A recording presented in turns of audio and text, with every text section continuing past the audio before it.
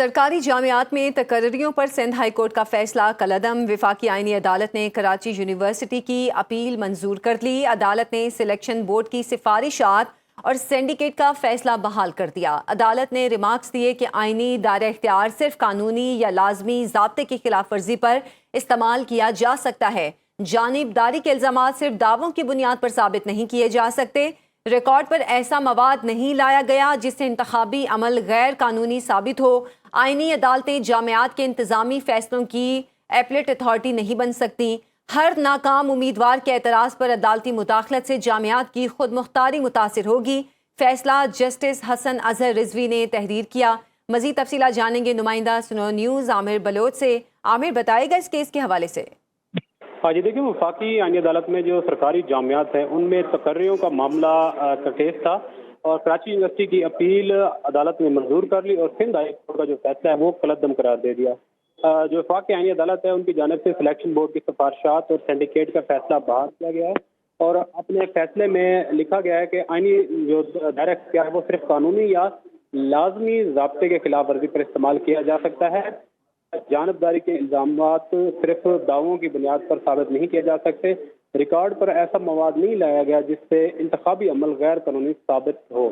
عدالت نے اپنے فیصلے میں یہ بھی لکھا ہے کہ سلیکشن بورڈ امیدواروں کی اہلیت، تعلیمی ریکارڈ اور میرٹ کی بنیاد پر فیصلہ کرنے کا مجاز فورم ہے اور واضح قانونی خرابی ثابت نہ ہونے پر عدلیہ مداخلت نہیں کر سکتی اور کامیاب جو امیدوار ہیں ان کے خلاف غیر قانونی عمل کا کوئی ثبوت موجود نہیں ہے۔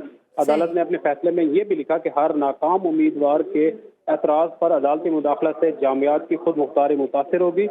آئینی عدالتیں جامعات کے انتظامی فیصلوں کی ایپلیٹ اتھارٹی نہیں بن سکتی۔ جی بہت شکریہ عامر بلوچ، آپ کا تفصیلات بتا رہے تھے۔ وزیر اعظم سے اقوام متحدہ کے انڈر سیکرٹری جنرل برائے انسانی امور اور ایمرجنسی ریلیف کوآرڈینیٹر کی ملاقات ہوئی ہے۔ شہباز شریف نے دنیا بھر میں پیچیدہ انسانی بحرانوں سے نمٹنے کے لیے اقوام متحدہ کے ادارے برائے رابطہ انسانی امور کی جانب سے انجام دی جانے والی گراں قدر خدمات کو سراہا۔ وزیر اعظم نے ملک میں قدرتی آفات سے نمٹنے کی صلاحیت کو مضبوط بنانے میں ادارے کے تعاون کو قابل قدر قرار دیا۔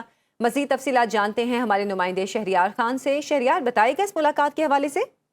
جی، اقوام متحدہ کے انڈر سیکرٹری جنرل برائے انسانی امور اور ایمرجنسی ریلیف کوآرڈینیٹر OCHA کے کوآرڈینیٹر ٹام فلیچر نے آج وزیر اعظم ہاؤس میں وزیر اعظم شہباز شریف سے ملاقات کی۔ اس ملاقات میں نائب وزیر اعظم و وزیر خارجہ سینیٹر اسحاق ڈار، وزیر اعظم کے مشیر ڈاکٹر سید توقیر شاہ، چیئرمین NDMA لیفٹیننٹ جنرل انعام حیدر ملک اور دیگر اعلیٰ حکام بھی موجود تھے۔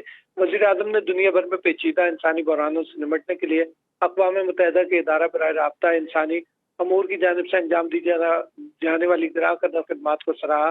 انہوں نے بالخصوص 2022 کے تباہ کن سیلاب کے دوران پاکستان کی معاونت پر OCHA کا شکریہ ادا کیا اور ملک میں قدرتی آفات سے نمٹنے کی صلاحیت کو مضبوط بنانے میں ادارے کے تعاون کو قابل قدر قرار دیا اور انہوں نے کہا کہ پاکستان کے قومی اور صوبائی اداروں نے گزشتہ برسوں کے دوران موسمیاتی تبدیلیوں سے پیدا ہونے والی قدرتی آفات سے نمٹنے کی اپنی صلاحیت میں نمایاں اضافہ کیا ہے۔ تاہم انہوں نے اس عمل پر زور دیا کہ موسمیاتی تبدیلیوں کے باعث بڑھتے ہوئے خطرات سے مؤثر انداز میں نمٹنے کے لیے تیاری، مزاحمتی صلاحیت اور تمام سطحوں پر باہمی رابطے اور تعاون کو مزید مضبوط بنانے کی ضرورت ہے۔ جی ٹھیک ہے، بہت شکریہ شہریار خان آپ کا۔